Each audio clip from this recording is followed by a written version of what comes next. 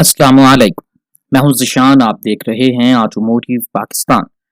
यार दोस्तों, बिलाखिर वफाकी हुकूमत ने फोर व्हीलर्स के लिए भी इलेक्ट्रिक व्हीकल पॉलिसी की मंजूरी दे दी है। पॉलिसी की मंजूरी इक्तिसादी राब्ता कमेटी की एक मीटिंग के दौरान दी गई।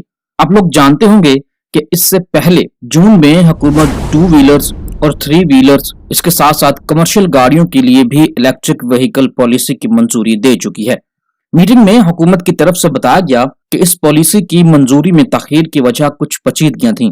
वहीं पर पाकिस्तान में मौजूद कारसाज कंपनीज और दूसरे स्टेक होल्डर्स के साथ मुशावरत भी इस पॉलिसी में ताखीर की एक वजह बनी।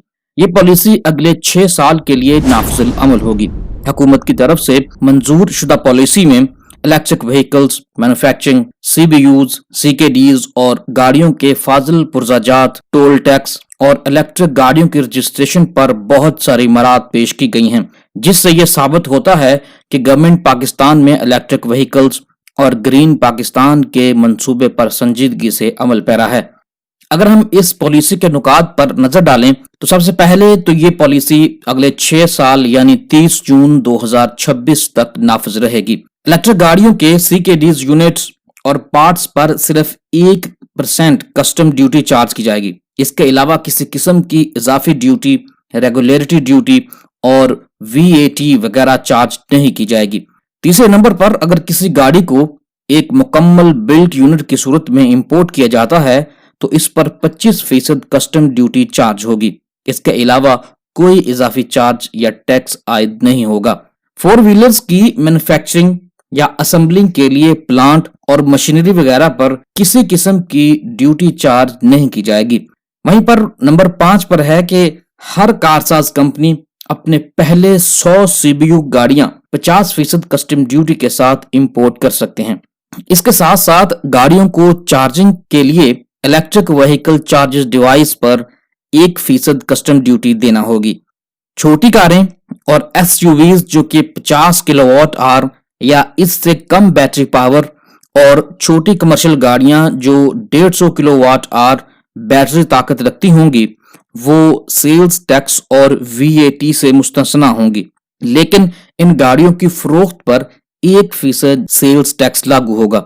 इलेक्ट्रिक गाड़ियों को फेडरल एक्साइज ड्यूटी से इस्तिस्ना रखा गया है, यानी इन गाड़ियों के ऊपर किसी किस्म की एफईडी वगैरह नहीं होगी। वहीं पर नेशनल हाईवेज पर जो टोल टैक्स अदा किया जाता है इन गाड़ियों के लिए यानी इलेक्ट्रिक व्हीकल्स के लिए, इस पर भी 50% की कंसेशन मौजूद है। नंबर 10 पर है कि स्टेट बैंक में कम रेट्स पर इलेक्ट्रिक व्हीकल कार फाइनेंस के लिए एक स्पेशल विंडो मुख्तस होगी जो कि लोअर रेट्स पर लोगों को फाइनेंसिंग का जो एहतमाम है वो करेगी।